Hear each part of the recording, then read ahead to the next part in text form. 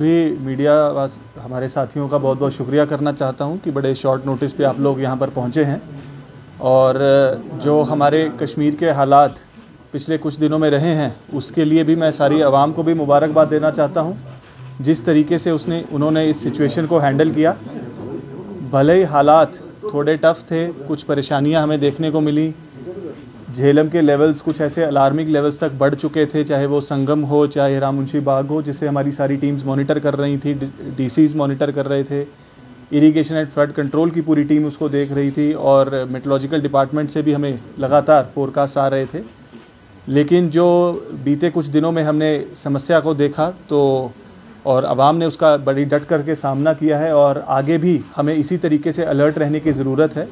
और मैं यही अपील एडमिनिस्ट्रेशन की तरफ से सभी लोगों को करना चाहूँगा, जैसे साउथ कश्मीर ने इस सिचुएशन को हैंडल किया है, खुदा ना खास्ता आगे भी, क्योंकि अगले 15-20 दिन बड़े इंपॉर्टेंट रहेंगे हमारे लिए।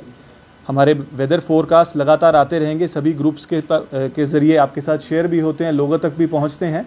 पर कई बार हम उसके ऊपर नज़रअंदाजी उसके कर देते हैं और बड़े ध्यान से उसको नहीं देखते हैं।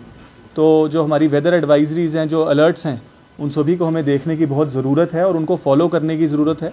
जितनी भी हमारी ट्रिब्यूटरीज़ हैं झेलम की, सिर्फ झेलम ही नहीं बल्कि चाहे कुलगाम के हायर साइड पे विशु नाला है या पहलगाम की तरफ लिदर है या उसकी हायर जो ट्रिब्यूटरीज़ हैं, उन सभी पे भी वॉच रखने की ज़रूरत है। और जो भी रिवर बैंक स्ट्रीम्स के आसपास लोग रहते हैं उन्हें बहुत सतर्क रहने की ज़रूरत है, बहुत सावधान रहने की ज़रूरत है। और अगले आने वाले दिनों में भी हमारी district disaster management teams ground पर रहेंगी, जिसके अंदर मजिस्ट्रेट साहिबान होंगे, पुलिस के ऑफिसरान होंगे, SDRF की टीम होगी और इरिगेशन एंड फ्लड कंट्रोल की टीम तो होगी ही। तो ये भी जो इंटर डिपार्टमेंटल हमारी टीम्स कॉन्स्टिट्यूट हुई हैं, ये 24 घंटे राउंड द क्लॉक काम करती रहेंगी। और हमारे इसी तरीके से जो डिस्ट्रिक्ट के इमरजेंसी कंट्रोल रूम नंबर्स हैं या UT लेवल जो इमरजेंसी ऑपरेशन सेंटर जो हरिनिवास श्रीनगर से काम करता है, उनके नंबर्स भी सभी को वाइड स्प्रेड सर्कुलेट कर दिए गए हैं। और मैं आपसे भी अपील ये करूँगा कि सभी जगह पे, सभी इलाकों में, सभी गाँव में, दूर दराज के इलाकों में भी लोगों तक ये नंबर्स पहुँचें, ताकि उनको कभी किसी तरीके की ज़रूरत हो, कुछ मुश्किलात हो तो वो हमें रीच आउट कर सके, ताकि हम भी उनकी समस्याओं को एड्रेस कर सकें। फ़िलहाल ये एक शॉर्ट टर्म अरेंजमेंट रहेगा अगले 15-20 एक महीने के लिए, जब तक जो है हालात या मानसून का जो सिस्टम है वो इम्प्रूव नहीं हो जाता है और रिसीड नहीं कर जाते हैं जो मानसून शावर्स हैं।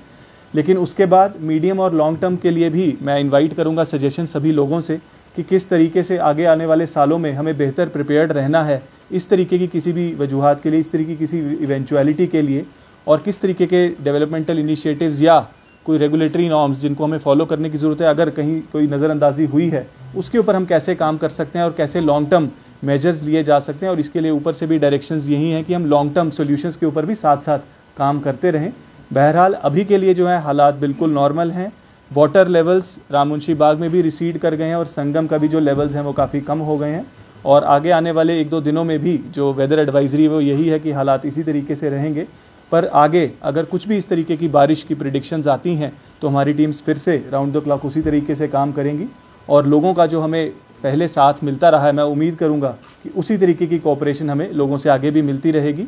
मैं अपनी सभी डिपार्टमेंटल टीम्स, हमारी irrigation flood control teams, police, SDRF और हमारी जो 15 कोर की आर्मी की टीम है, जिन्होंने भी पिछले 1-2 दिनों में बहुत अच्छा काम किया है, उनको भी मैं इस मौके पर बहुत बहुत मुबारकबाद देना चाहूँगा। So any sort of, when we talk about the SDRF, NDRF, we have seen from since 2014 huge floods. Any sort of amendments and more developments to require, because you are talking about the better future ahead. So any sort of something, major amendments for that? देखिए, we have always been modifying and improving upon our resource measures and our response systems. So the SDRF has augmented its resources, be it in terms of the number of manpower, people on the ground, or be it the number of boats that they have. The visuals that were floating around yesterday from Srinagar city, they were from the SDRF team's boat, the SDRF team members as well as their boats, which were deployed in the low-lying areas to take people to safety. And in future also measures would be put in place to even augment the numbers further. Similarly, the Irrigation and Flood Control Department has also done a commendable work in the restoration of some vulnerable spots along the Jhelam's embankments. So as of now also there are around 150 vulnerable spots as we see, but most of them they lived up to the expectations of the department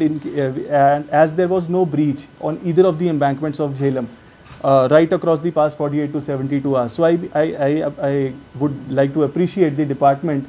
as well as the police and the SDRF teams, that they have been able to learn from the challenges that we have faced over the past decade and will continue to do so in future. एक चीज जो note किया गया वो river embankment की आपने बात की तो काफी इनको नुकसान पहुंचा है इलीगल सैंड या सॉइल एक्सट्रैक्शन की वजह से, खासतौर पर औंधीपुर एरिया में और जो लिदर एरिया है, तो जिसकी वजह से अगर बारिश मजीद हो जाती तो वो रिवर कोर्स अपना चेंज कर सकता था। तो इसके लिए क्या इकदाम उठाएंगे, क्योंकि अनकंट्रोल्ड जो एक्सकेवेशन है, इलीगल सैंड एक्सट्रैक्शन है उसको। देखिए, आपने बड़ा सही मुद्दा उठाया, क्योंकि एम्बैंकमेंट्स को प्रोटेक्शन ही हमारा सबसे बड़ी सेफ्टी है इसकी तरीके की किसी भी अगर इवेंचुअलिटी आगे आती है। और जैसा मैंने पहले कहा कि एम्बैंकमेंट्स की स्ट्रेंथनिंग पर काफ़ी काम हुआ है और उसी वजह से किसी प्रकार का हमें इरोजन या स्पिल ओवर पिछले दिनों में नहीं मिला है। जबकि हमें ये जहन में रखने की ज़रूरत है कि संगम में भी और राम मुंशी बाग में भी जो हमारे डेंजर लेवल्स तक पानी पहुंचा है, जो कि तकरीबन 10 साल हाई जो लेवल्स हैं वो 10 ईयर हाई लेवल्स थे, लेकिन उसके बावजूद किसी प्रकार का कोई ऐसा नुकसान हमें देखने को नहीं मिला है। तो आई एम श्योर कि जो रेस्टोरेशन वर्क्स हैं वो अच्छे हुए हैं, पर जो कहीं कहीं चैलेंजेस जिस तरीके का आपने जिक्र किया अगर आए हैं, उसके ऊपर मैं समझता हूं कि हमारी सभी जो डिस्ट्रिक्ट टीम्स हैं, हमारी इरिगेशन फ्लड कंट्रोल टीम्स हैं, उसका एक जायज़ा लिया जाएगा ताकि अगर कोई करेक्टिव मेजर्स की जरूरत है उसको तुरंत लिया जा सके। सर आपने यू आर सेइंग जो next 20 days are very crucial, in what sense it is crucial और इज इट इंपॉर्टेंट? आपने कहा ये इंपॉर्टेंट है। मैंने इसलिए कहा क्योंकि एक मानसून पैटर्न है जो अक्रॉस द कंट्री चलता है और 20 सितंबर तक हम मानते हैं जनरली कि मानसून शार्स कभी भी एक्सपेक्टेड रहते हैं और उसके बाद जनरल ही रेनफॉल के जो पैटर्न्स हैं वो डिक्रीज़ करते हैं। तो इसलिए जो मेट्रोलॉजिकल डिपार्टमेंट है उनकी तरफ से भी 5 सितंबर तक कोई भी ऐसा हैवी शावर पैटर्न नहीं कहा गया है, मेनली ड्राई वेदर उन्होंने कहा है। हाउएवर इन मीनवाइल बीच बीच में भी कहीं रेनफॉल्स कभी किसी को भी ऐसा नहीं कहा जा सकता है बिल्कुल बारिश नहीं होगी, इसलिए कॉशियस रहने की अगले कुछ दिनों के लिए ज़रूरत है और अलर्ट पे रहने की हमें ज़रूरत है। 2014 फ्लड्स जो है उसके बाद हमने कुछ नहीं सीखा है, क्योंकि हमने कहीं एक वादे किए थे जिसमें जो अर्ली डेवलपिंग जो सिग्नल्स थे, यानी कि उसमें बताया जाता है कि अर्ली वार्निंग सिस्टम जो थे वो बनाने थे और साथ में ही जो फ्लड प्लेन जूमिंग थी वो बनाने थे और फ्लड शेल्टर्स बनाने थे, लेकिन उस पर कोई भी काम बाद में नहीं हुआ।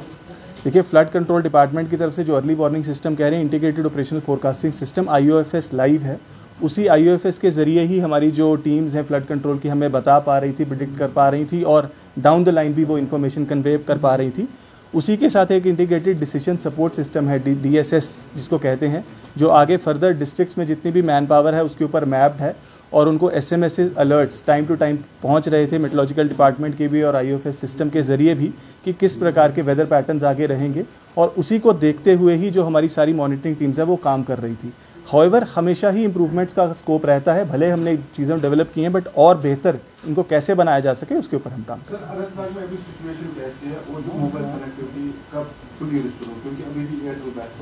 देखिए, ऐसा है कि जहाँ तक मोबाइल कनेक्टिविटी का ताल्लुक है, हम सब देख रहे हैं कि जम्मू में काफ़ी एक्सटेंसिव डैमेज इस वेदर पैटर्न की वजह से हुआ है और हमारा जो लिंक है वो सारा जम्मू के ज़रिए रहता है,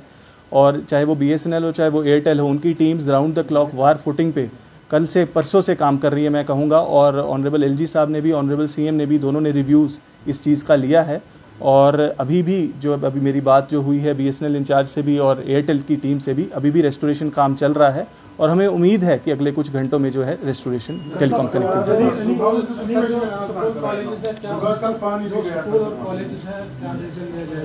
देखिए, ऐसा है, ऑनरेबल मिनिस्टर ने आज के लिए जो डिसीजन लिया था तो मैं समझता हूँ कि she will be in a better position कि वो इस सवाल का जवाब दे सकें। मैं सिर्फ सिचुएशन के बारे में बता सकता हूँ कि जो है